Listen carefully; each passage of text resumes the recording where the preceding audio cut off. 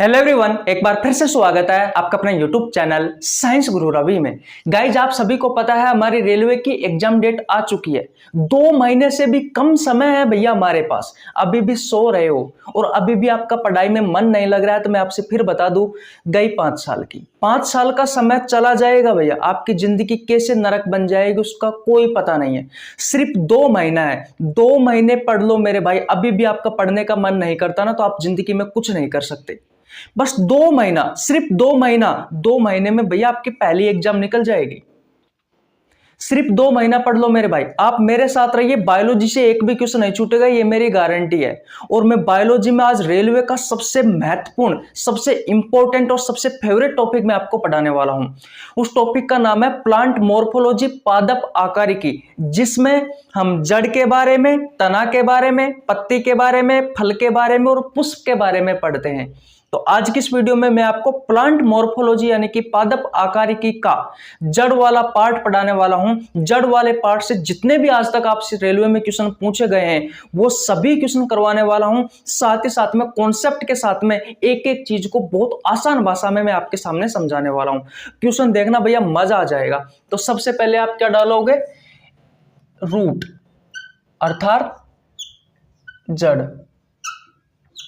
और ब्रैकेट में लिख लेना भैया प्लांट मॉर्फोलॉजी। भैया आज तक जितने भी क्वेश्चन पूछे गए हैं ना वो सभी क्वेश्चन करवा दूंगा और एक एक क्वेश्चन बहुत अच्छे से करेंगे, बिल्कुल आसान भाषा में। मैं आपसे कह रहा हूं कि अगर आपने भैया ये वीडियो देख ली ना तो आज के बाद में आपको रूट अन्य जगह से पढ़ने की आवश्यकता नहीं है। रूट के बारे में जितनी भी जानकारी है सारी चीजें बता दूंगा, रूट के प्रकार बता दूंगा, रूट के रूपांतरण बता दूंगा भैया, इसके एग्जाम्पल बता दूंगा। सारा खेल यहीं समाप्त हो जाएगा। बस आगे आने वाली 30-40 मिनट का समय आप मुझे दे दीजिए। मैं आपसे कह रहा हूं कि आपका रूट से एक भी क्वेश्चन नहीं छूटेगा। और ये रेलवे की अंतिम तैयारी है।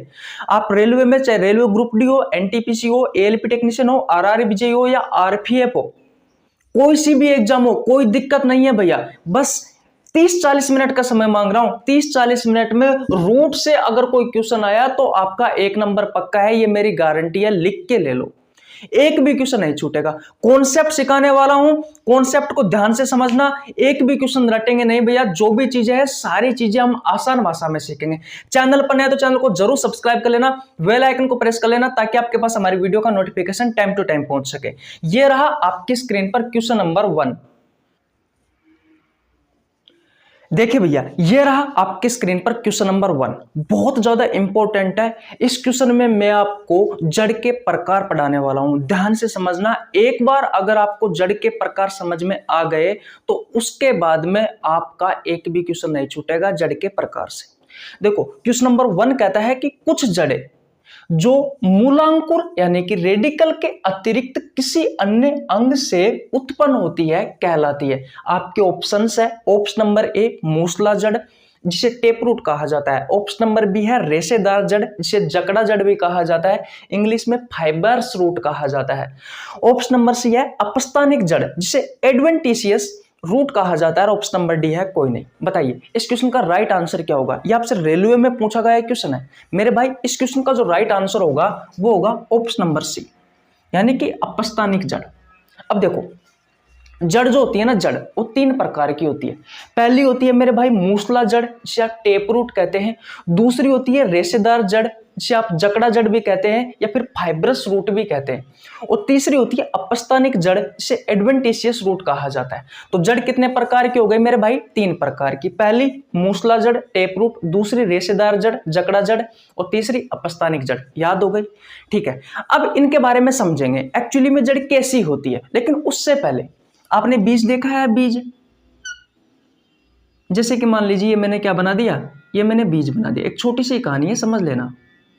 ये क्या है? ये मैंने बीज बना दिया भैया, ठीक है। ये क्या है?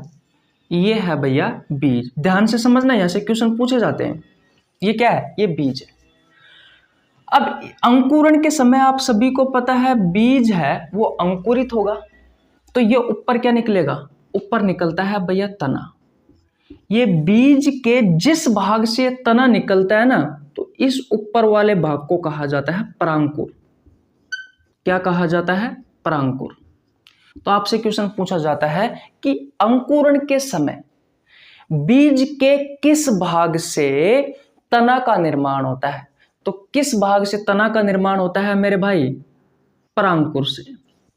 किस भाग से तना का निर्माण हुआ? परांकुर से। बोलो, किस भाग से तना का निर्माण हुआ? परांकुर से। बात क्लियर है? ध्यान से समझना, समय लग जाए पर मैं आपसे कह रहा हूं जिंदगी में कभी नहीं भूलोगे। अब देखो, इस बीज के भाग से ही जड़ का निर्माण होता है। भाई बीज के भाग से ही किसका निर्माण होता है? जड़ का निर्माण होता है। तो ये क्या है? ये आपकी जड़ है, ये आपकी जड़ है, यानी कि आपकी रूट है। बात क्लियर है? ये क्या है? रूट है। अब इस रूट का निर्माण बीज के जिस भाग से होता है उस भाग को कहा जाता है मूलांकुर। उस वाले भाग को क्या कहा जाता है? मूलांकुर कहा जाता है, रेडिकल कहा जाता है। अब मैं आगे जो आपको चीजें सिखाने वाला हूं उसमें ये मूलांकुर काम आएगा। तो मूलांकुर क्या है? मूलांकुर वह भाग है जब अंकुरण होता है तो उस समय बीज के जिस भाग से रूट यानी कि जड़ का निर्माण होता है उस भाग को क्या कहा जाता है? उस भाग को मूलांकुर कहा जाता है। देखो क्वेश्चन में भी मूलांकुर दिया गया है, क्वेश्चन में भी मूलांकुर दिया गया है। तो याद रखना, जो मूलांकुर होता है उससे जड़ का निर्माण होता है, जो परांकुर होता है उससे तना का निर्माण होता है, यानी कि स्टेम का निर्माण होता है। बात क्लियर है मेरे भाई? किसी को प्रॉब्लम यहां तक? बिल्कुल नहीं होनी चाहिए। अब देखो आगे चलते हैं। मिटा दो इसको, स्क्रीनशॉट ले लेना भैया। आप ले लिया आपने स्क्रीनशॉट? ले लो, ले लिया? ठीक है, अब आगे चलते हैं। अब देखो भैया, इतनी बात क्लियर है? यहां से भी क्वेश्चन पूछा जाता है, अभी मैं आपको क्वेश्चन करवाऊंगा। उसके अलावा और देखिए भैया, सबसे पहले मूसला जड़ के बारे में समझते हैं कि एक्चुअली में मूसला जड़ होती क्या है। देखो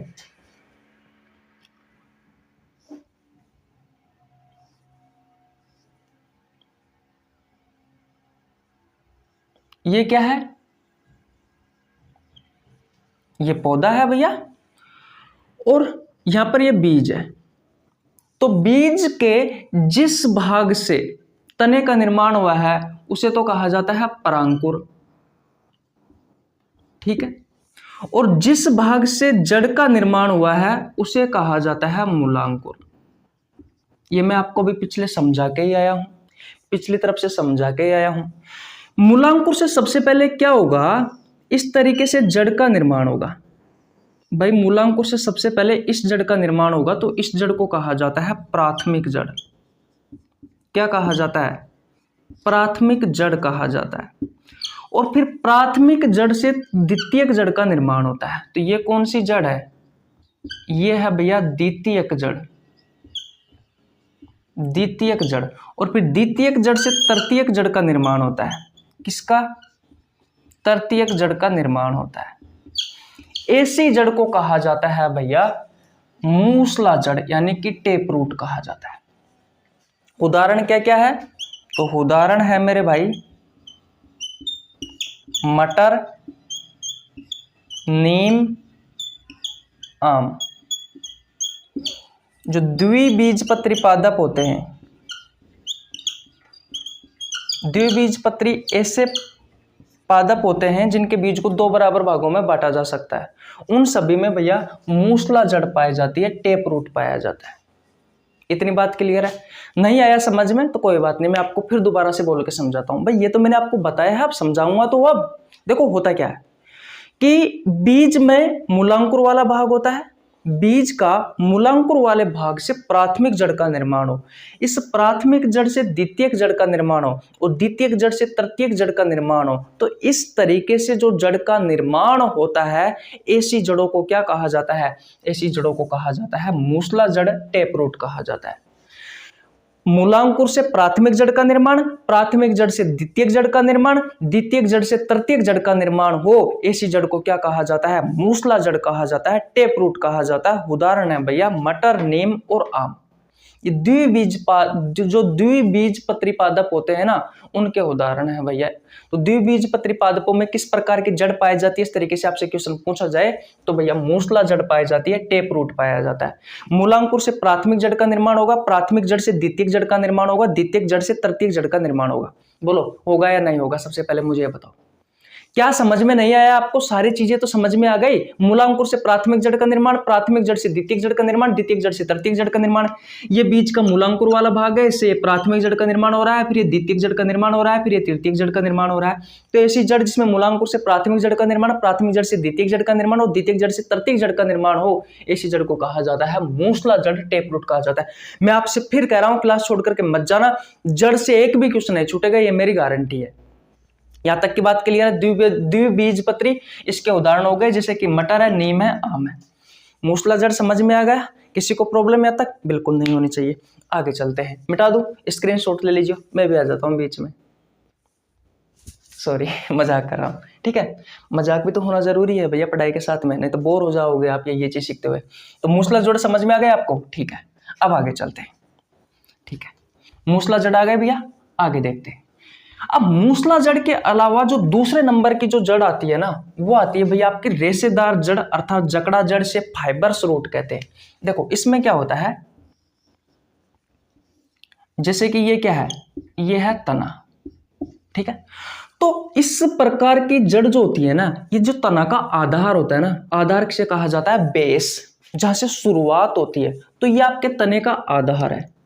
ये क्या है? आपके तने का आधार है। ये क्या है? तने का आधार है। तो इस प्रकार की जड़ों का जो निर्माण होता है वो मूलांकुर से नहीं होता, ये तने के आधार से होता है मेरे भाई। और ये रेशेदार होती है, ये रेशेदार होती है मेरे भाई। तो इस प्रकार की जड़ों का निर्माण कहां से हुआ है? तने के आधार से, तने के आधार से। उदाहरण मैं आपको सामने बताता हूं भैया, ध्यान से समझना। उदाहरण है गेहूं, चावल और मक्का। गेहूं का पौधा उपाड़ करके देखना, जो तने का आधार होता है ना, उसी आधार से जड़ निकली हुई रहती है मेरे भाई। चावल को उपाड़ करके देखना, चावल में आप देखोगे कि जो तने का आधार होता है ना, उसी से ही जड़ निकली हुई रहती है, ठीक। तो उदाहरण क्या है? गेहूं, चावल, मक्का। बात क्लियर है या नहीं है? तो ऐसी जड़ जो तने के आधार से निकलती है और रेशेदार होती है, ऐसी जड़ को कहा जाता है रेशेदार जड़, जकड़ा जड़ या फाइबर रूट, फाइबर्स रूट, ठीक है। मूसला जड़ में क्या था? मूलांकुर से प्राथमिक जड़ का निर्माण, प्राथमिक जड़ से द्वितीयक जड़ का निर्माण, द्वितीयक जड़ से तृतीयक जड़ का निर्माण। उदाहरण क्या क्या थे? मटर था, नीम था, आम था भैया। द्विबीजपत्री पादप थे, ठीक है। तो बोलो 2 नंबर क्लियर हो गया। तो ये किसका? ये रेशेदार जड़ है भैया। बोलो स्क्रीनशॉट ले लीजिए। मैं कह रहा हूं एक भी क्वेश्चन नहीं छूटेगा, बस मेरे साथ जुड़ते रहिए भैया। वीडियो बीच में छोड़ करके जाओगे, स्किप करके जाओगे तो भैया आपका नुकसान है। मैं आपसे फिर कहता हूं, स्पष्ट रूप से कहता हूं, एक बार ये वीडियो देख लेना। अगर आपको पसंद नहीं आया ना, तो मुझे नहीं पता, आप चैनल को अनसब्सक्राइब करके चला जाना। लेकिन अगर वीडियो पसंद आती है तो भाई चैनल को जरूर सब्सक्राइब कर लेना। आप मेरे छोटे बड़े भाई भाइयों यार, छोटे बड़े भाई बहनों यार, मैं आपके साथ विश्वासघात करूंगा क्या? 2 महीना बचे हुए हैं मेरे भाई, आपका यहाँ टाइम खराब करने नहीं आया मैं यहाँ पर आपको कुछ चीजें सिखाने के लिए आया हूँ, अच्छी अच्छी चीजें बताने के लिए आया हूँ। हम दिन रात मेहनत करते हैं आपके लिए, सिर्फ आपके लिए, ताकि आपके घर में जॉब आ जाए मेरे भाई। और जॉब आने के बाद में तो फिर आपको पता है मजे ही मजे हैं, ठीक है। चलो 2 नंबर जड़ आपको समझ में आ गए, जिसे हमने रेशेदार जड़ कहा, या फिर भैया क्या कहा, या फिर हमने इसे जकड़ा जड़ कहा या फाइबर्स रूट कहा। तीसरे नंबर की जड़ जो आती है भैया, वो आती है अपस्थानिक जड़ या एडवेंटिशियस रूट। इस प्रकार की जड़ के बारे में समझते हैं, एक्चुअली में है क्या ये जड़। देखो भैया, हम तो डायग्राम से समझेंगे, हमें रटना थोड़ी ना है। तो भैया ये पादप है, ये क्या है? ये पादप है, पौधा है भैया ये। अब इस प्रकार की जो जड़ होती है ना, अपस्थानिक जड़ होती है, ये भैया मूलांकुर से नहीं निकलती, ये मूलांकुर से नहीं निकलती मेरे भाई। ये मैंने क्रॉस का चिन्ह लगा दिया, ना ही ये तने के आधार से निकलती है। तने के आधार से निकल सकती है लेकिन तने के आधार से नहीं निकलती। बस आपको इतना याद रखना है, आपके एनसीईआरटी में इतना दिया गया है कि जो मूलांकुर होता है ना, उस मूलांकुर के अलावा किसी अन्य अंग से निकलती है।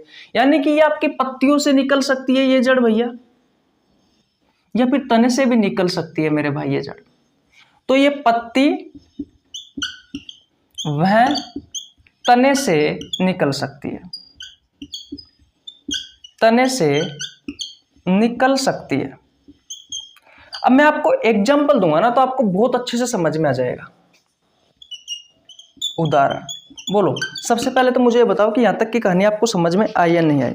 इसका उदाहरण है भैया घास, बरगद और मोन्स्टेरा। घास, मोन्स्टेरा और बरगद। बरगद का पेड़ आपने देखा है? बोलो, बरगद का पौधा आपने देखा है? बरगद का पेड़ आपने देखा है? देखो होगा कि जो बरगद का पौधा होता है ना मेरे भाई, उसमें पता नहीं कहां से जड़ निकली हुई रहती है। ऊपर शाखाओं से निकलती है, तने से निकलती है, डालियों से निकली हुई रहती है कि नहीं है? तो याद रखना है आपको कि जो अपस्थानिक जड़ होती है ना, अपस्थानिक, ये ऐसी जड़ होती है जो मूलांकुर के अलावा किसी अन्य अंग से निकलती है भैया।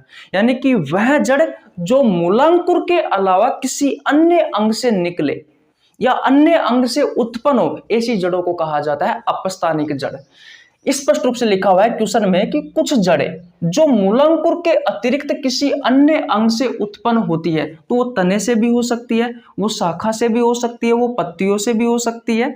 तो ऐसी जड़ को क्या कहा जाता है? ऐसी जड़ को कहा जाता है मेरे भाई, क्या कहा जाता है? अपस्थानिक जड़।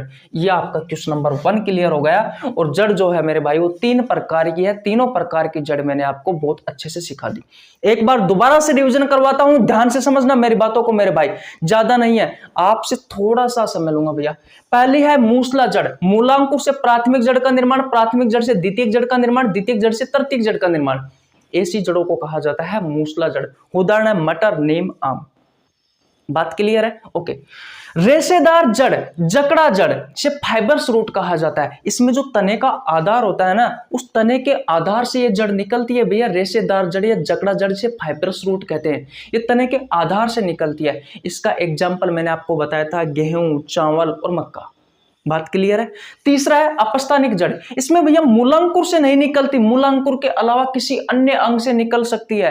तने से निकल सकती है, शाखा से निकल सकती है, पत्तियों से निकल सकती है, अन्य किसी भी अंग से निकल सकती है। तो ऐसी जड़ों को कहा जाता है अपस्थानिक जड़, यानी कि एडवेंटिशियस रूट। उदाहरण है घास, मोन्स्टेरा और बरगद। बरगद के पेड़ में आपने देखा होगा भैया, आपके गांव के आसपास बरगद के पेड़ होते थे पहले, आज भी मिल जाते हैं आपको बहुत सारी जगह पर। तो बरगद में देखो होगा शाखाओं से भैया इस तरीके से जड़ निकली हुई रहती है, तने से भी निकली हुई रहती है। तो ऐसी जो जड़ होती है ना मेरे भाई, उन्हें कहा जाता है अपस्थानिक जड़। बोलो, हमें थोड़ा सा 15-16 मिनट का समय लगा इस क्वेश्चन को करने में, पर मुझे ये बताओ कि इस क्वेश्चन में आपको जड़ के प्रकार समझ में आए या नहीं आए? मैं आपसे कह रहा हूं कि अभी तो मैं आपको जड़ के रूपांतरण पढ़ाने वाला हूं। हम भैया क्वेश्चन नहीं करते, हम क्वेश्चन को दिमाग में सेट करते हैं। डायरेक्ट आप एग्जाम हॉल में अगर कोई भी क्वेश्चन आता है जड़ से तो तुरंत करके आ जाओगे मेरे भाई, इतनी मेरी गारंटी है। बस शर्त यह है कि आपको हमारे साथ जुड़ना होगा मेरे भाई, आपको हमारे साथ जुड़ना होगा, आपको मेहनत करनी पड़ेगी मेरे भाई। ज्यादा नहीं है, एक टॉपिक क्लियर करने के लिए मैं आपसे सिर्फ एक क्लास ले रहा हूं। ये रेलवे में सिर्फ 2 महीने बचे हुए हैं आपकी एग्जाम में भैया। कल मैंने यूट्यूब पे भी डाल दिया था, टेलीग्राम चैनल पर भी डाल दिया है। टेलीग्राम चैनल का नीचे लिंक डिस्क्रिप्शन में मिल जाएगा, नहीं देखा है तो जाकर के ज्वाइन कर लेना। वहां पर मैं आपको भैया प्रीवियस ईयर क्वेश्चन करवाता हूँ, वो मैं आपको बाद में सब जानकारी लास्ट में दे दूंगा, कोई दिक्कत नहीं है। पहले भैया हम ये क्लास पूरी करते हैं, उसके बाद में बाकी की जानकारी बाद में, ठीक है? तो पहला क्वेश्चन कंप्लीट हो गया, दूसरे क्वेश्चन की ओर चलते हैं। चले भैया, ओके। देखिए भैया, ये रहा आपकी स्क्रीन के सामने क्वेश्चन नंबर 2। बताइए राइट आंसर क्या होगा? क्वेश्चन नंबर 2 जो है आपसे आरआरबी एनटीपीसी में 8/3/2021 को पूछा गया क्वेश्चन है मेरे भाई। आपका क्वेश्चन है कि अंकुरण के समय बीज का कौन सा भाग जड़ का निर्माण करता है? क्वेश्चन नंबर 1 में मैं आपको बता के आ चुका हूं, आपके ऑप्शंस दिए हुए हैं, बीज पत्र है, परांकुर है, मूलांकुर है, कोई नहीं है। जल्दी जल्दी बता दो भैया फटाक से, हमने क्योंकि ये चीजें पढ़ ली है। देखो ये आपका बीज है, तो बीज के जिस भाग से जड़ का निर्माण होता है उस भाग को क्या कहा जाता है? उस भाग को कहा जाता है मेरे भाई मूलांकुर। क्या कहा जाता है? मूलांकुर। यह आपकी जड़ है, ठीक है। और जिस भाग से तना का निर्माण होता है, जिस भाग से तने का निर्माण होता है उस भाग को क्या कहा जाता है? उस भाग को परांकुर कहा जाता है, ठीक है। ठीक है, पढ़ चुके। जिस भाग से जड़ का निर्माण होता है, अंकुरण के समय बीज के जिस भाग से जड़ का निर्माण होता है उसे मूलांकुर कहा जाता है, और अंकुरण के समय बीज के जिस भाग से तने का निर्माण होता है उसे परांकुर कहा जाता है। भूलना नहीं है, याद करना है। तीसरे क्वेश्चन पर चलते हैं भैया, स्क्रीनशॉट ले लीजिए, ले लीजिए। ओके, देखिए भैया ये रहा आपकी स्क्रीन पर क्वेश्चन नंबर 3। आरआरबी एनटीपीसी में 17/6/2022 को पूछा गया है। मैं आपको पढ़ा करके आ चुका हूं भैया, जड़ के प्रकार, वहां से एक क्वेश्चन पूछा गया है। किसके अलावा निम्न सभी पादपों में जकड़ा जड़ होती है? जकड़ा जड़ का दूसरा नाम क्या है? रेशेदार जड़ है मेरे भाई। मैं पढ़ा के आ चुका हूं, रेशेदार जड़ है, फाइबर्स रूट कहा जाता है। और ये ऐसी जड़ होती है जो तने के आधार से निकलती है। देखो ये तना है आपका, ठीक है। तो इस तना के आधार से, इस तना के आधार से, इस तना के आधार से जो जड़ें निकलती है मेरे भाई, ये तना के आधार से, तने के आधार से जो जड़ निकलती है उन जड़ों को कहा जाता है जकड़ा जड़, या फिर रेशेदार जड़, या फिर भैया फाइब्रस रूट। बोलो उदाहरण, उदाहरण बता दो। उदाहरण है मेरे भाई गेहूं, चावल और मक्का। बोलो,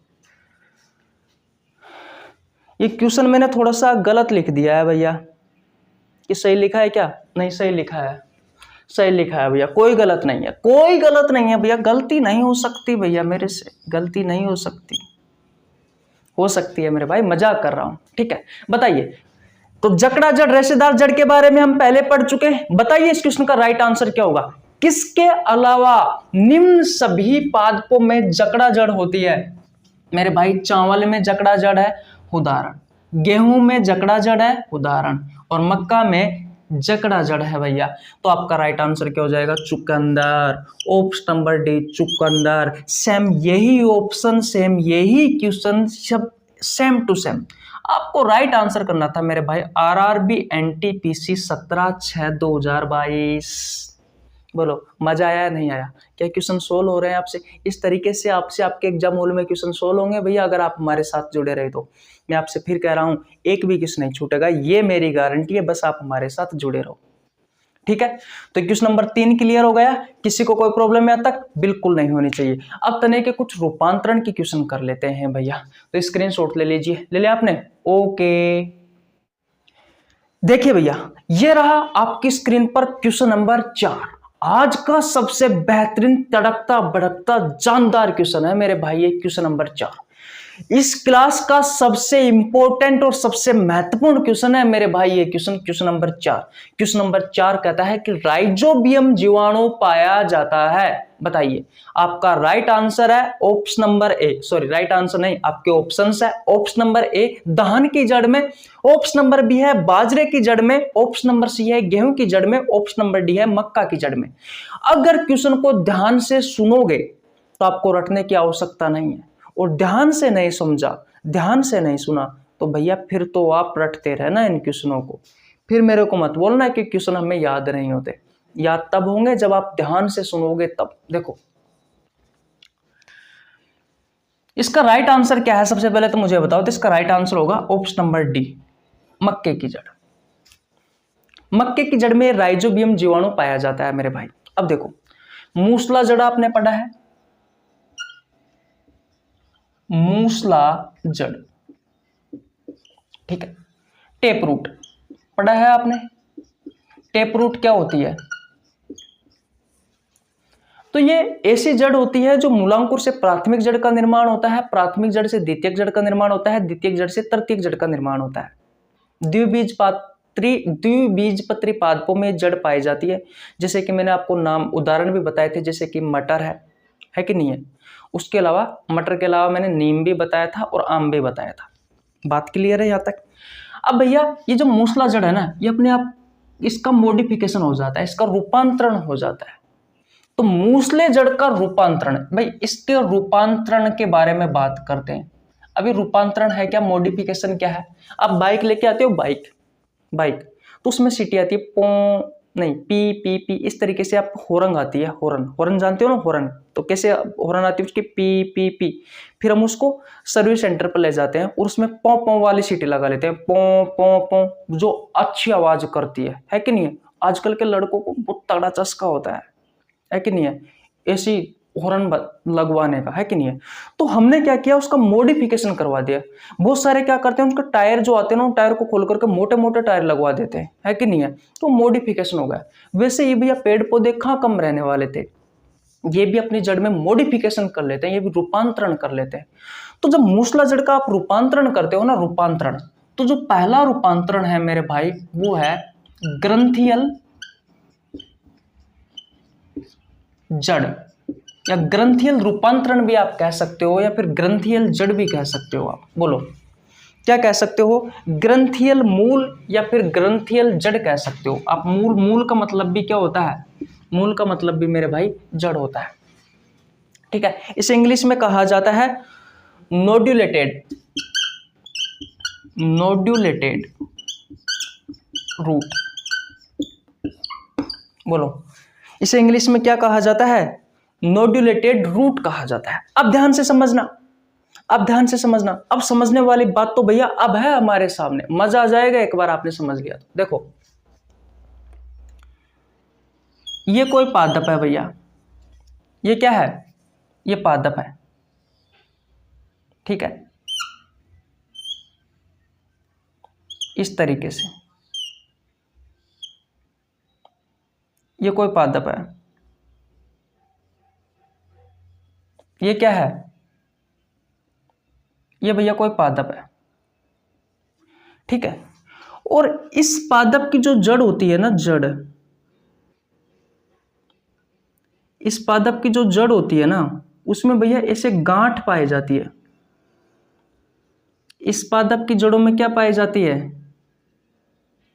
ऐसे गांठ पाई जाती है मेरे भाई। क्या पाई जाती है, ऐसे गांठ पाई जाती है। ये क्या है, ये है गांठ। और इस गांठ को क्या कहा जाता है, ग्रंथिका। इस गांठ को नोड्यूल कहा जाता है। क्या कहा जाता है, नोड्यूल या ग्रंथिका कहा जाता है। पहले मुझे बताओ कि ये सारी चीज आपको समझ में आई या नहीं आई। बोलो, नोड्यूल कहा जाता है, ग्रंथिका कहा जाता है। बोलो भैया यहां तक की चीज आपको समझ में आई या नहीं आई। ध्यान से समझना, एक एक पॉइंट बहुत ज्यादा इंपॉर्टेंट है। मैंने कहा कि ये कोई पादप है, इस पादप की जो जड़ होती है, उस जड़ में इस तरीके से क्या पाई जाती है मेरे भाई, गांठ पाई जाती है। और इन गांठ को कहा जाता है ग्रंथिका, यानी कि नोड्यूल कहा जाता है। इस गांठ के अंदर की तरफ क्या होता है मेरे भाई, एक जीवाणु होता है, एक बैक्टीरिया होता है, और उस बैक्टीरिया को कहा जाता है राइजोबियम। क्या कहा जाता है, राइजोबियम कहा जाता है। राइजोबियम, ये राइजोबियम क्या है, ये भैया एक प्रकार का जीवाणु है, एक प्रकार का बैक्टीरिया है। और ये बैक्टीरिया क्या करता है, तो मेरे भाई वातावरण में, आपके वातावरण में जो नाइट्रोजन होती है, इस नाइट्रोजन को ये राइजोबियम किस में कन्वर्ट कर देता है, NH3 अमोनिया में कन्वर्ट कर देता है। किस में बदल देता है, अमोनिया में। और इस वातावरण में उपस्थित इस नाइट्रोजन का अमोनिया में बदलना ही क्या कहलाता है, नाइट्रोजन स्थिरीकरण कहलाता है। स्थिरीकरण कहलाता है, नाइट्रोजन स्थिरीकरण कहलाता है। बोलो बोलो, ये चीजें आपको समझ में आई या नहीं है, सबसे पहले तो मुझे बताओ। बोलो सबसे पहले तो मुझे बताओ, स्त्रीकरण को मैं सही कर देता हूं भैया, मैंने मात्रा ऐसे गलत लगा दी, ये रहा स्त्रीकरण। बोलो अब हो गया। अब समझना, ध्यान से समझना, मैं कह रहा हूं रटने की आवश्यकता बिल्कुल नहीं पड़ेगी। कुछ ऐसे पादप होते हैं जिन पादपों की जो जड़ होती है उन जड़ों में इस तरीके से गांठ पाई जाती है और उस गांठ को कहा जाता है ग्रंथि का, यानी कि नोड्यूल कहा जाता है। क्या कहा जाता है? नोड्यूल कहा जाता है। ये जो ग्रंथिका होती है, इस ग्रंथिका के अंदर यानी कि इस गांठ के अंदर एक प्रकार का बैक्टीरिया पाया जाता है। उस बैक्टीरिया का नाम है मेरे भाई राइजोबियम बैक्टीरिया। उस बैक्टीरिया का नाम क्या है? राइजोबियम बैक्टीरिया है।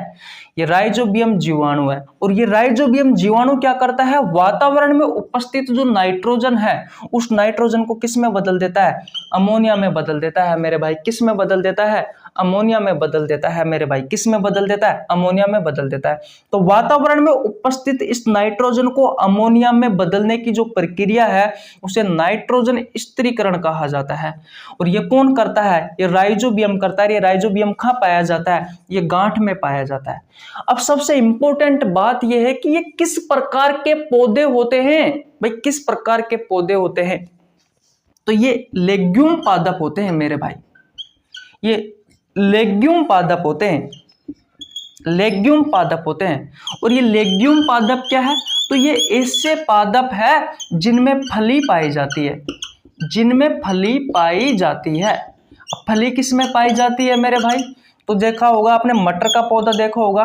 तो उदाहरण क्या हो गया है इसका? तो उदाहरण हो गया मेरे भाई मटर। आपने दाल के पौधे देखे होंगे, दाल में आपने देखा होगा, दाल में भी फली पाई जाती है, मटर के पौधे में भी फली पाई जाती है। तो लेग्यूम पादप ऐसे पादप होते हैं जिनमें फली पाई जाती है, जैसे कि मटर है, दाल है, उनकी जड़ों में भैया गांठ पाई जाती है और उस गांठ को कहा जाता है ग्रंथिका, नोड्यूल कहा जाता है। और इस गांठ के अंदर छोटे छोटे क्या रहते हैं? छोटे छोटे बैक्टीरिया रहते हैं, जीवाणु रहते हैं, जिन्हें राइजोबियम कहा जाता है।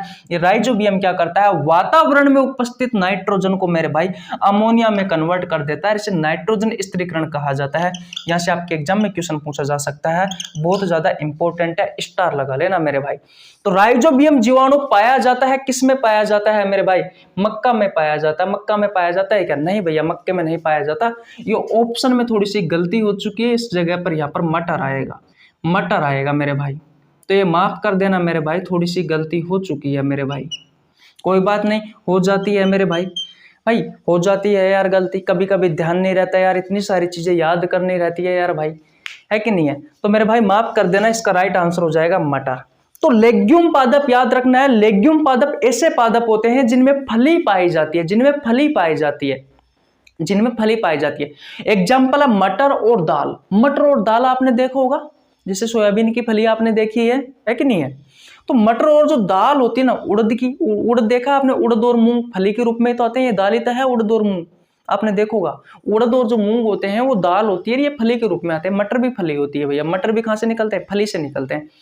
तो लेग्यूम पादप ऐसे पादप होते हैं जिनमें फली पाई जाती है। आपके एग्जांपल है मटर और दाल। और मटर और दाल के ये जो पौधे होते हैं, यानी कि लेग्यूम जो पादप होते हैं, उनकी जड़ों में गांठ पाई जाती है और उन गांठ में एक बैक्टीरिया पाया जाता है, राइजोबियम जीवाणु, जो वातावरण में उपस्थित नाइट्रोजन को भैया अमोनिया में कन्वर्ट कर देता है। इसे नाइट्रोजन स्त्रीकरण, नाइट्रोजन का स्त्रीकरण कहा जाता है।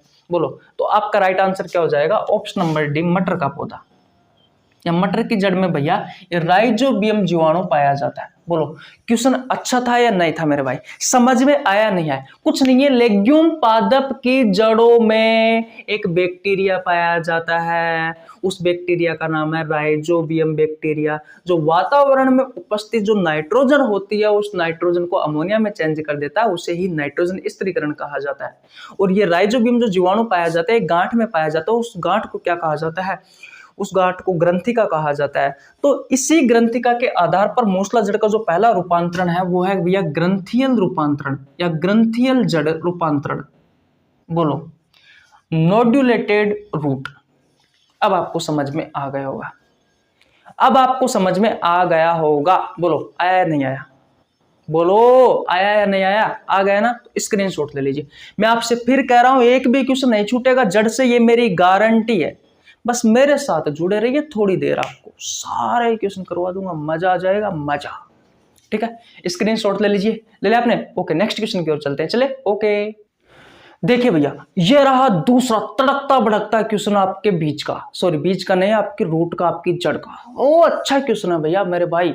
इसमें जो मैं आपको जानकारी देने वाला हूं ना मेरे भाई, वो जानकारी बहुत खतरनाक है, वो बहुत खतरनाक है। रेलवे में डायरेक्ट आपसे पूछी जाती है मेरे भाई। रेलवे ग्रुप डी में तो सबसे ज्यादा जो क्वेश्चन आए ना मेरे भाई, वो इस जगह से आए। क्वेश्चन नंबर 5 कहता है कि मूली किसका उदाहरण है? आपके ऑप्शन है जड़, तना, फल या बीज। बताइए किसका उदाहरण है, बताइए। आपसे क्वेश्चन पूछा जाता है कि आलू किसका उदाहरण है? जड़ का है, तना का है, फल का है, बीज का है कि नहीं है? इस तरीके से क्वेश्चन पूछे जाते हैं ना। तना, जब मैं तना पढ़ाऊंगा ना, तना, इससे नेक्स्ट जो क्लास आएगी वो तना की आएगी। हो सकता है मैं आज ही अपलोड कर दूं मेरे भाई, इस प्लांट मॉर्फोलॉजी की है। अगर मुझे टाइम मिला तो मैं आज ही अपलोड कर सकता हूं, क्योंकि अब एग्जाम आ चुकी है। तो भैया मैं क्या करना क्या है, पढ़ना ही तो है, पढ़ना ही तो है, करना क्या है तो पढ़ेंगे मस्त यार, क्या दिक्कत है। टाइम अपने पास है, 2 महीना है, 2 महीने में मस्त तरीके से पढ़ना है। आपको तो कुछ नहीं है, बस मोबाइल उठाया, वीडियो चलाई और देखना है। मेहनत करने का काम हमारा है, तुम्हारे छोटे भाई का, मेरा। देखो, मूली किसका उदाहरण है? जड़ का, तना का, या फिर फल का, या फिर बीज का। अब ध्यान से समझना, मूसला जड़, टेप रूट, मूसला जड़, टेप रूट। मूसला जड़ क्या है? ये ऐसी जड़ है जो मूलांकुर से प्राथमिक जड़ से द्वितीयक जड़ और द्वितीयक जड़ से तृतीयक जड़ का निर्माण होता है। ऐसी जड़ को क्या कहा जाता है? मूसला जड़, टेप रूट कहा जाता है। इसका पहला रूपांतरण हमने पढ़ लिया भैया, रूपांतरण। ऐसे लिखते हैं कि रूपांतरण, रूपांतरण गलत लिख दिया, हिंदी भी लिखने नहीं आती, मैं पढ़ाने आ गया आपको। रूपांतरण, तो पहला रूपांतरण कौन सा है? ग्रंथियल मूल, ठीक है, ये पहला रूपांतरण है, पहला, ठीक है। तो इससे मैंने आपको क्वेश्चन करवा दिया, अभी राइजोबियम जीवाणु उसी में तो पढ़ाया था। दूसरा है भैया, भोजन की संग्रहणता के आधार पर, भोजन की संग्रहणता के आधार पर। अब भोजन के संग्रह के लिए रूपांतरण ऐसे भी लिख सकते हो, भोजन के संग्रह के लिए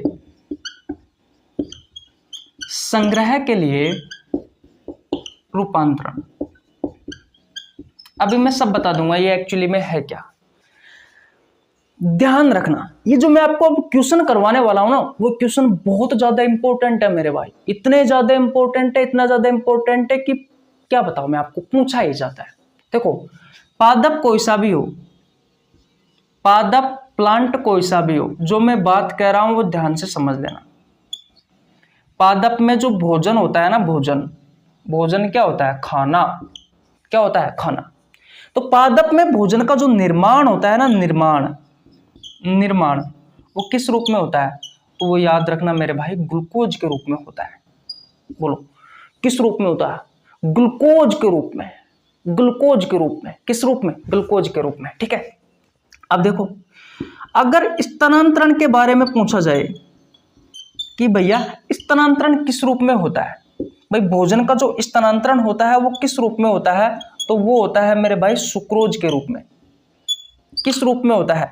सुक्रोज के रूप में होता है। निर्माण ग्लूकोज के रूप में हुआ, स्थानांतरण सुक्रोज के रूप में हुआ। और मेरे भाई जो संग्रह होता है, भोजन का जो संग्रह होता है, भोजन जो संचित होता है, भोजन जो इकट्ठा होता है, वो किस रूप में होता है मेरे भाई? वो होता है स्टार्च के रूप में। किसके रूप में? स्टार्च के रूप में। किसके रूप में? स्टार्च के रूप में।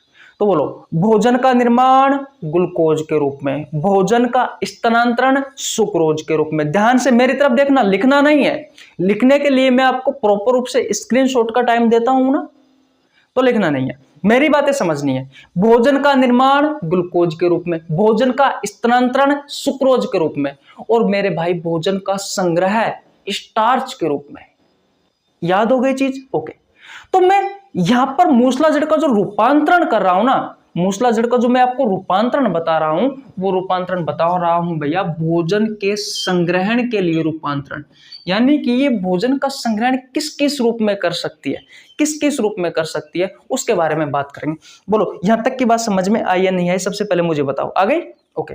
अब भैया देखिए पहला कौन सा है, पहला है शंकुरूपी। शंकुरूपी पहला रूपांतरण कौन सा है भैया, भोजन के संग्रहण के लिए मूसला जड़ का जो पहला रूपांतरण है वो होता है शंकुरूपी। इसमें जो आकार होता है वो शंकु के समान होता है, उदाहरण है भैया गाजर। ठीक है। बी होता है भैया कुंभी,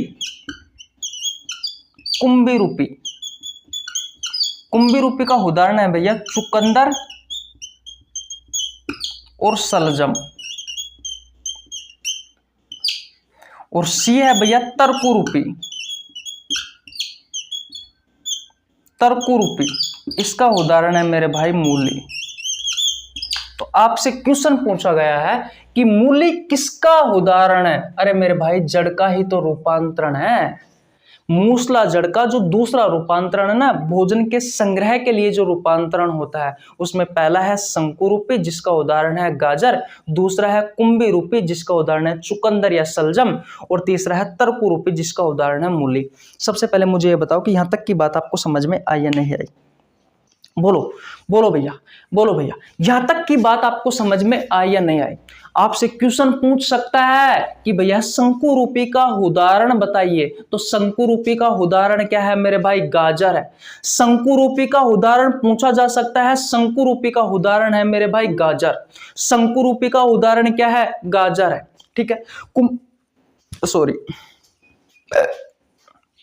दूसरा कुंभी रूपी का उदाहरण क्या है मेरे भाई, चुकंदर या फिर सलजम है।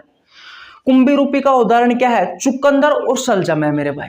तो कुंभी रूपी का उदाहरण क्या है, चुकंदर और सलजम है। तीसरा है तर्कुरूपी का उदाहरण कौन सा है, तो भैया मूली है। अब देखो तो मूली किसका उदाहरण है, जड़ का है मेरे भाई। ये क्वेश्चन आपसे पूछा गया है, क्वेश्चन है मेरे भाई, हल्के में मत लेना इन क्वेश्चनों को। जब क्वेश्चन आता है ना कि मूली किसका उदाहरण है, जड़ है या फिर तना है, कुछ समझ में ही नहीं आता। क्योंकि आलू आपने देखा होगा, आलू क्या है, जड़ है या तना है? आलू तना होता है। कंफ्यूज हो जाते हैं भैया। तो जो इससे नेक्स्ट क्लास आएगी ना तना की स्टेम की जो प्लांट मॉर्फोलॉजी में है, वो क्लास मत छोड़ना, वो बहुत ज्यादा इंपॉर्टेंट है। इससे भी ज्यादा इंपॉर्टेंट और इससे भी ज्यादा जो अच्छे अच्छे क्वेश्चन निकल कर आते हैं मेरे भाई, वो सेकंड वाली में निकल के आते हैं। मजा आ जाएगा आपको अगर आपने भैया वो क्वेश्चन देख लिए तो। थोड़ा सा टाइम का भाव रहता है, टेलीग्राम चैनल पर मैं क्वेश्चन डालूंगा, थोड़े से शाम तक लेट डालूंगा भैया, क्योंकि थोड़ा सा कब देख सो दिन में दो क्लासेस शूट करनी रहती है, फिर उनके एडिटिंग करो, अपलोडिंग करो भैया, बहुत सारा झंझट है मेरे भाई। ओके, स्क्रीनशॉट ले लीजिए, ले लिया आपने स्क्रीनशॉट? ओके, नेक्स्ट क्वेश्चन की ओर चले। ओके चले आगे। ओके देखिए मेरे भाई, ये रहा आपकी स्क्रीन पर क्वेश्चन नंबर 6। बहुत अच्छा क्वेश्चन है मेरे भाई। क्वेश्चन नंबर 6 कहता है कि मूसला जड़ का उदाहरण है। आपके ऑप्शंस है, ऑप्शन नंबर ए शंकुरूपी, ऑप्शन नंबर बी है कुंभी रूपी, ऑप्शन नंबर सी है तर्कुरूपी, ऑप्शन नंबर डी है उपरोक्त सभी। तो भैया इसका राइट आंसर क्या हो जाएगा, ऑप्शन नंबर डी उपरोक्त सभी। रेलवे में पूछा गया क्वेश्चन है और बहुत अच्छा क्वेश्चन है। अभी मैंने आपको बताया था कि जो मूसला जड़ होती है ना मेरे भाई, मूसला जड़, उस मूसला जड़ का पहला रूपांतरण कौन सा था, तो ग्रंथियल मूल। दूसरा उदाहरण कौन सा था, भोजन के संग्रह के रूप में रूपांतरण, जिसमें हमने 3 रूपांतरण पढ़े। पहला था शंकुरूपी जिसका उदाहरण क्या था, जिसका उदाहरण था भैया गाजर,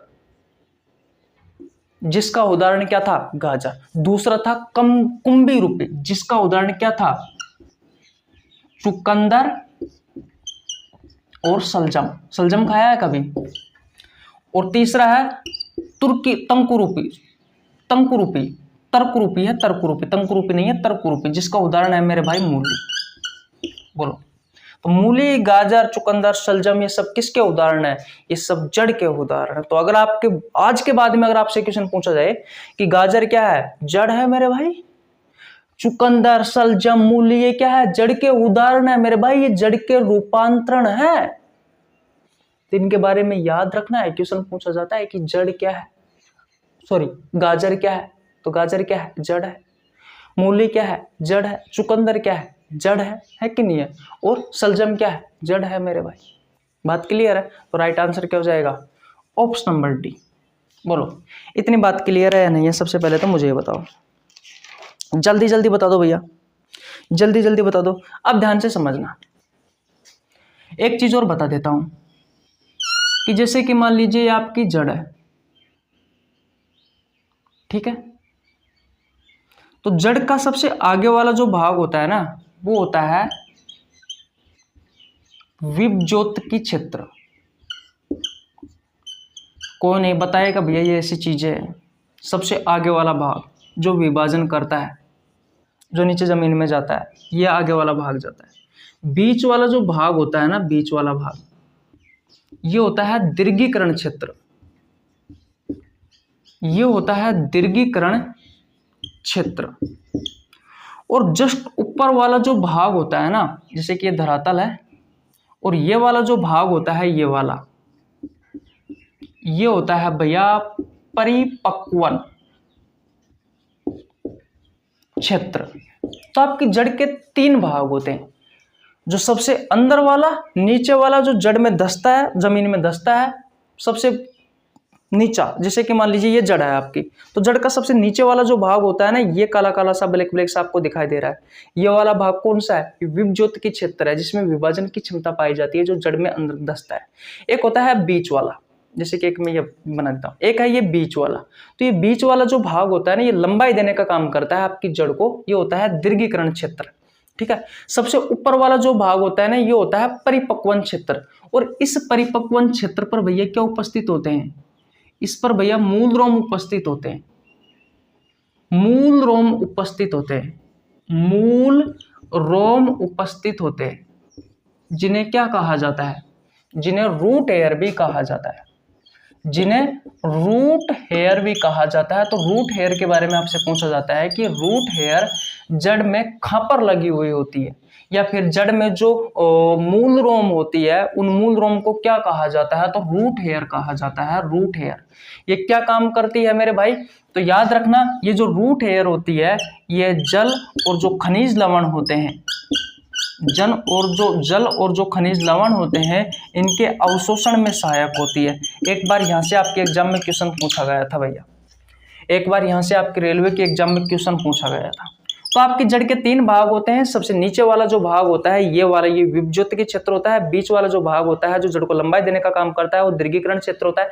सबसे ऊपर वाला जो भाग होता है, ये वाला ऊपर वाला भाग, ये वाला, ये परिपक्वन क्षेत्र होता है। इस पर मूल रोम उपस्थित होती है, जिन्हें रूट हेयर्स कहा जाता है। ये जल और खनिज लवण के अवशोषण में सहायक होता है। तो आपसे क्वेश्चन पूछा जाता है कि भैया जड़ में जो मूल रोम होती है, उन मूल रोम को किस नाम से जाना जाता है? तो रूट हेयर के नाम से जाना जाता है, जो जल और खनिज लवण के अवशोषण में सहायक होती है। ये जो बात बता रहा हूँ ना, ये क्वेश्चन के अलावा बता रहा हूँ, लेकिन याद रखना बहुत ज्यादा इंपॉर्टेंट है। यहाँ से आपके एग्जाम में क्वेश्चन पूछा गया है। मैं आपको बता भी देता हूँ वो क्वेश्चन किस एग्जाम में पूछा गया है। तो भैया ये क्वेश्चन पूछा गया है मेरे भाई आरआरबी ग्रुप डी में 19/9/2018 को। आरआरबी ग्रुप डी 19/09/2018 को पूछा गया है। क्वेश्चन क्या था? क्वेश्चन यह था कि जड़ों की कोशिकाओं में लंबे रोमों जैसे भाग को क्या कहते हैं? तो क्या कहते हैं इसको भैया? रूट हेयर कहा जाता है, मूल रोम कहा जाता है। बोलो बात क्लियर है? किसी को प्रॉब्लम में अब तक बिल्कुल नहीं होनी चाहिए। बस याद रखना कि जड़ में जो रोम जैसी संरचना आपको दिखाई देती है, इस तरीके से उन्हें कहा जाता है रूट हेयर। आपको ये याद नहीं रखना कि भैया ये कोशिका ये जड़ के किस भाग में, किस क्षेत्र में उपस्थित होती है, क्योंकि मुझे पता है रेलवे इतना डीपली जाता नहीं है। ये तो मैंने एनसीईआरटी में दिया हुआ है, इसलिए भैया मैं आपको बता देता हूँ। मेरा क्या जा रहा है यार? मेरा ये जा रहा है कि अगर पूछ भी ले अगर रेलवे आपसे, तो आपका क्वेश्चन नहीं छूटना चाहिए। तो इन्हें क्या कहा जाता है? इन्हें रूट हेयर कहा जाता है, मूल रोम को। ठीक है मेरे भाई, किसी को प्रॉब्लम यहाँ तक बिल्कुल नहीं होनी चाहिए। आज का अंतिम क्वेश्चन देख लेते हैं। क्वेश्चन को मिस मत करना, बहुत अच्छा क्वेश्चन है, बहुत अच्छी जानकारी देने वाला हूँ। अगर आपने मिस कर दिया तो फिर मेरे से मत कहना कि हमसे गलती हो गई, हमारा क्वेश्चन छूट गया। इसलिए छूट गया कि आपने भैया पूरी वीडियो नहीं देखी। ठीक है, ओके आगे चलते हैं। अभी तो मैं आपको बहुत इंपॉर्टेंट सूचना देने वाला हूँ।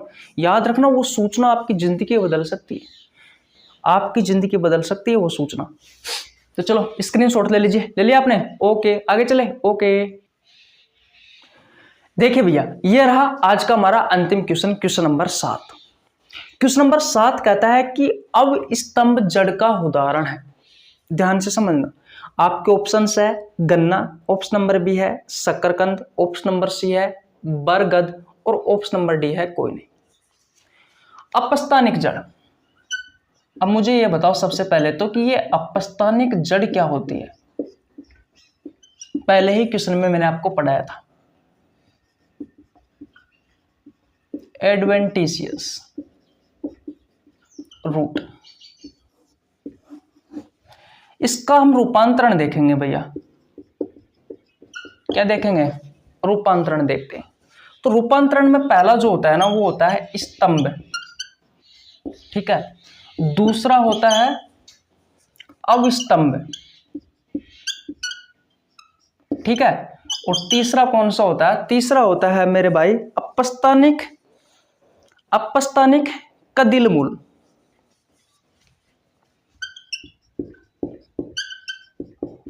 अपस्थानिक कदिलमूल, ये भैया अपस्थानिक जड़ के रूपांतरण है। 3 है, एक है स्तंभ, एक होता है अवस्तंभ और एक होता है अपस्थानिक कदिलमूल।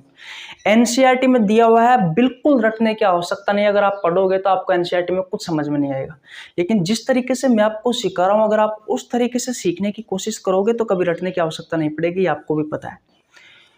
अपस्थानिक जड़ के 3 रूपांतरण है, पहला है स्तंभ, दूसरा है अवस्तंभ, तीसरा है अपस्थानिक कदिलमूल, ठीक है। सबसे पहले मुझे बताओ कि अपस्थानिक जड़ क्या होती है। तो यह वह जड़ होती है जो मूलांकुर के अलावा पादप के किसी अन्य अंग से निकलती है। मैंने आपको उदाहरण बताया था बरगद, आपको याद हो तो बरगद में आपने देखा होगा शाखाओं से जड़ निकली हुई थी भैया, कुछ इस तरीके से।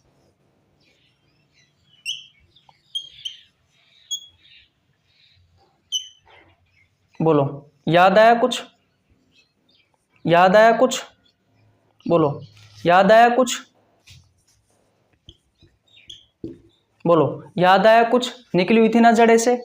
तो ये क्या है? ये बरगद है हमारा। तो स्तंभ में क्या होता है? ऊपर से नीचे की तरफ, ऊपर से नीचे ऐसे जड़ लटकी रहती है कुछ इस तरीके से, और इसका उदाहरण है मेरे भाई बरगद। इसका उदाहरण भी क्या है? इसका उदाहरण है मेरे भाई बरगद। बोलो, इतनी बात क्लियर है? ये ऊपर से नीचे की तरफ जो जड़ें लटकी रहती है ना, ये यांत्रिक मैकेनिकल सपोर्ट देती है मेरे भाई, ये मैकेनिकल सपोर्ट देती है, ये यांत्रिक संबलता प्रदान करती है। किसको? पादप को। तो पहला हो गया भैया स्तंभ, जिसमें जो जड़ है वो ऊपर से नीचे की ओर लटकी हुई रहती है। उदाहरण है आपका बरगद, है कि नहीं है? और ये जड़ जो होती है वो मैकेनिकल सपोर्ट प्रदान करती है भैया, यांत्रिक संबलता प्रदान करती है। किसको? आपके पादप को। तो पहला याद हो गया स्तंभ। अब स्तंभ में क्या होता है? जैसे कि मैं एक डायग्राम बना रहा हूं, ध्यान से बताना है कि डायग्राम है किसका।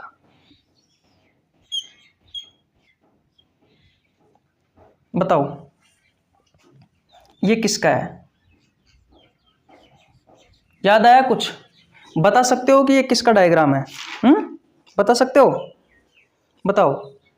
देखो, ये जो होता है ना, ये आपको दिखाई दे रहा है, ये वाला, ये होते हैं नोड। इन्हें हिंदी में बोला जाता है परोसंधि। क्या बोला जाता है? परोसंधि बोला जाता है। तो जो निचली परोसंधि होती है ना मेरे भाई, निचली परोसंधि, उस निचली परोसंधि से जो रूट होती है ना वो कुछ इस तरीके से निकली हुई रहती है। तो ये अपस्थानिक जड़ का ही उदाहरण है। मैंने आपसे कहा था कि अपस्थानिक जड़ प्रांकुर के अलावा पादप के किसी अन्य अंग से निकल सकती है। तो ये देखो तना से निकल रही है भैया। तो तना का जो निचली परोसंधि है, निचली जो नोड है, उस निचली नोड से निकल रही है भैया यहाँ पर जड़। और इसका उदाहरण क्या है? इसका उदाहरण है मेरे भाई गन्ना। गन्ना का ही तो डायग्राम आपको लग रहा होगा, और मक्का। बोलो। तो मैंने यहाँ पर क्वेश्चन आपसे यही पूछा गया है कि अवस्तंभ जो जड़ होती है ना वो उदाहरण है गन्ना का है मेरे भाई। तो गन्ना और मक्का। इसमें क्या होता है, जो अविस्तंभ में जो पर्व संधि होती है ना, पर्व संधि, वो निचली पर्व संधि से, भैया ये निचली पर्व संधि है, फिर इससे ऊपर की संधि है, इससे ऊपर की संधि है, इससे ऊपर की संधि है, इससे ऊपर की संधि है।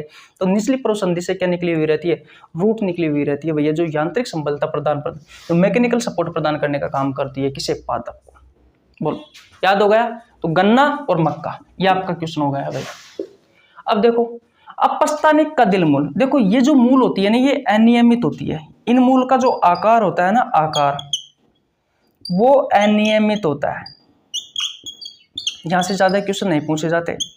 इसके अलावा ये भैया भोजन को संग्रहण करने का काम करती है, ये भोजन को संग्रहण करने का काम करती है। और इसका उदाहरण क्या है, इसका उदाहरण है मेरे भाई शकरकंद। इसका उदाहरण क्या है, इसका उदाहरण है मेरे भाई शकरकंद।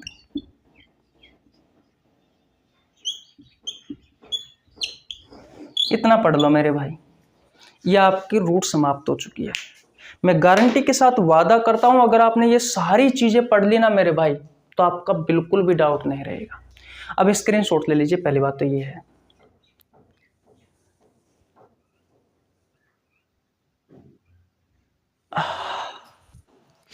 बोलो स्क्रीनशॉट ले लिया। अब मेरी बातों को ध्यान से समझना।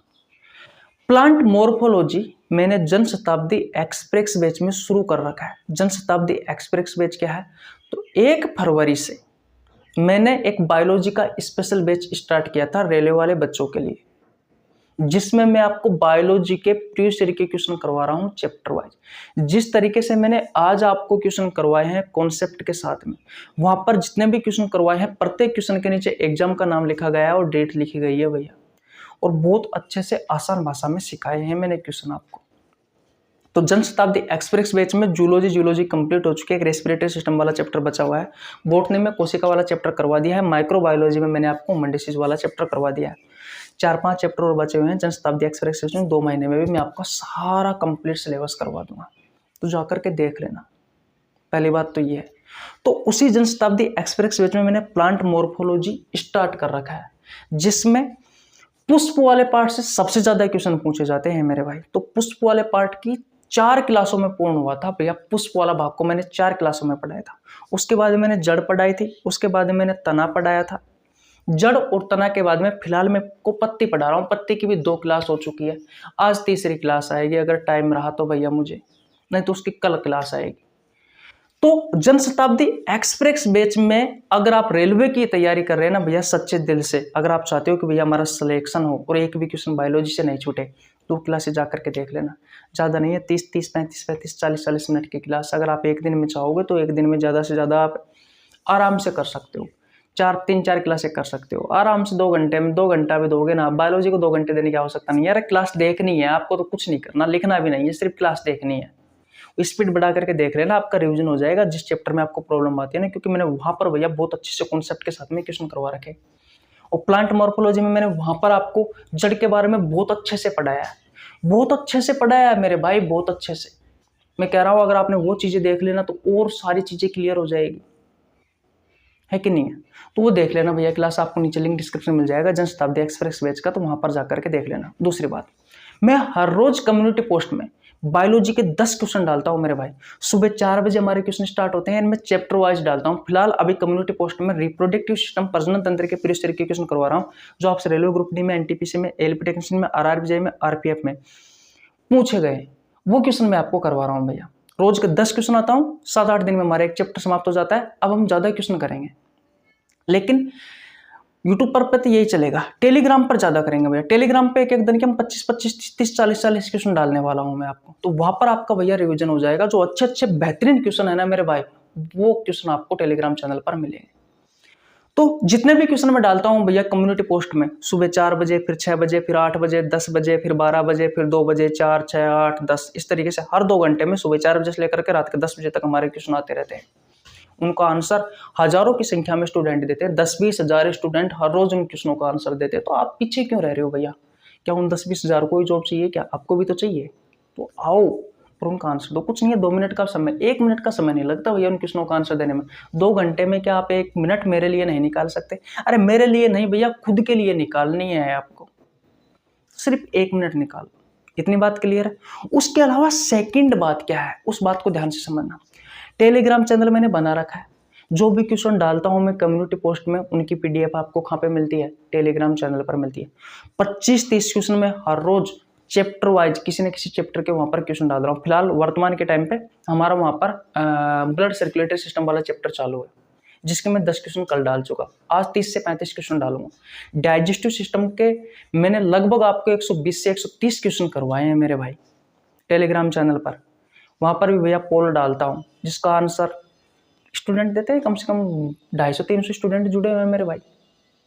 आप क्यों पीछे रह रहे हो यार? वो 250-300 को ही जॉब मिलेगी क्या? आपको भी मिल सकती है यार, और मिलेगी मेरे भाई, मिलेगी, जरूर मिलेगी, आपको भी मिलेगी। बस शर्त यह है कि जुड़े रहना। एक भी क्वेश्चन नहीं छूटेगा बायोलॉजी से, मेरी गारंटी है। आपके एग्जाम के पहले आपका पूरा सिलेबस करवा दूंगा, ये मेरी गारंटी है। ठीक है, चैनल पर नए आए हो तो मेरे भाई चैनल को सब्सक्राइब कर लेना, क्योंकि इस यूट्यूब चैनल पर मैं आपको बायोलॉजी पढ़ाता हूँ सभी प्रतियोगी परीक्षाओं के लिए। आप सिर्फ रेलवे वालों के लिए नहीं है। ये जो चीजें सिखा रहा हूँ आप किसी भी एग्जाम की तैयारी कर रहे हो, सभी एग्जाम के लिए उपयोगी है। तो अगर आपको कोई सा भी चैप्टर पढ़ना है, किसी भी चैप्टर में आपको प्रॉब्लम आ रही है बायोलॉजी में, तो आप बेझिझक होकर के आपके डाउट पूछ सकते हो, है कि नहीं है? इसके अलावा आप वीडियो देखिए भैया, कोई दिक्कत नहीं है। सारी चीजें, सब चीज आपको बिल्कुल आसान भाषा में मिलने वाली है वहां पर। बिल्कुल जैसे कि आज हमने क्लास देखी, बहुत अच्छे से देखी यार, सारी चीजें समझ में आई। ये एनसीईआरटी की चीजें हैं मेरे भाई। जब आप पहली बार पढ़ते हो ना, दिमाग में ऊपर होकर निकल जाती है। मैंने तो आपको मजाक मजाक में चैप्टर सिखा दिया भैया, जड़ वाला पार्ट का 1 नंबर क्लियर करवा दिया मेरे भाई। जब आप स्वयं एनसीईआरटी में पढ़ोगे ना तो समझ में नहीं आता एनसीईआरटी में लैंग्वेज क्या दे रखी है मेरे भाई। 11वीं क्लास की एनसीईआरटी है, जैसे आपसे रेलवे में क्वेश्चन पूछे जाते हैं। आपने कभी पढ़ी भी नहीं होगी एनसीईआरटी। वो चीजें मैं आपको सिखा रहा हूँ यार, बिल्कुल फ्री ऑफ कॉस्ट। आपको 1 रुपये देने की आवश्यकता नहीं है। बस आपको रोज की 1-2 क्लासें डाला करूंगा मैं रोज की। जैसे कि आज डाल दी, कल भी डालूंगा। 2 क्लासें आज डाल दी, 2 क्लासें कल डाल दी। अब हमारा यही 2 महीने तक रूटीन यही चलेगा, लगातार मेहनत रहेगी। जब भी आपको टाइम मिले आइए इस यूट्यूब चैनल पर, अपनी वीडियो देखिए यार। क्या दिक्कत है? आपका यूट्यूब चैनल है मेरे भाई, मेरा कुछ नहीं है, सब आपका ही है। बस मेहनत करते रहो, मस्त रहो, कोई दिक्कत नहीं है। काम क्या है यार? अपन को खाना खाया, पढ़े, किताब कॉपी उठाई, जिंदगी जाए पहाड़ में, कोई मतलब नहीं है। इंसान आज तक पढ़ने से कोई मरा नहीं है मेरे भाई। पढ़ते रहो, जितने शरीर में ताकत है लगा दो पूरी भैया। मैं रात को 4 बजे सोया था, सच्ची बता रहा हूँ, और सुबह 8 बजे उठ गया। 8 बजे के बाद में फिर लगातार कंटिन्यू आपके लिए नोट्स बनाए, टाइटल, थंबनेल, डिस्क्रिप्शन वगैरह सारी चीजें लिखी। टाइम ही नहीं मिल पाता, दिन में भी सोना नहीं होता, फिर वही रात में, फिर दोबारा से वही रात को 4 बजे तक क्लासें रहेगी। मैं खुद भैया आपके लिए भैया नीट का कोर्स ले रखा है मैंने, नीट का कोर्स। मैं नीट की तैयारी कर रहा हूँ आपके लिए। तो मुझे क्या मतलब है नीट की तैयारी करने से? ताकि आपको मैं अच्छी चीजें उपलब्ध करा सकूं, बेहतरीन ढंग से समझा सकूं मैं आपको चीजों को। खैर कोई बात नहीं है, हमारा काम है मेहनत करना, आपका काम है हमारे साथ में रहना। तो चलिए आज यहीं तक रखते हैं, मिलते हैं नेक्स्ट वीडियो में। इससे नेक्स्ट वीडियो आएगी वो तना स्टेम वाली आएगी, प्लांट मॉर्फोलॉजी की। बहुत अच्छे अच्छे क्वेश्चन है मेरे भाई, इससे भी बेहतरीन क्वेश्चन करवाने वाला हूं प्लांट मॉर्फोलॉजी में। तो नेक्स्ट क्लास जो आएगी उसका इंतजार करना। बाय बाय, जय हिंद, जय भारत, राम राम।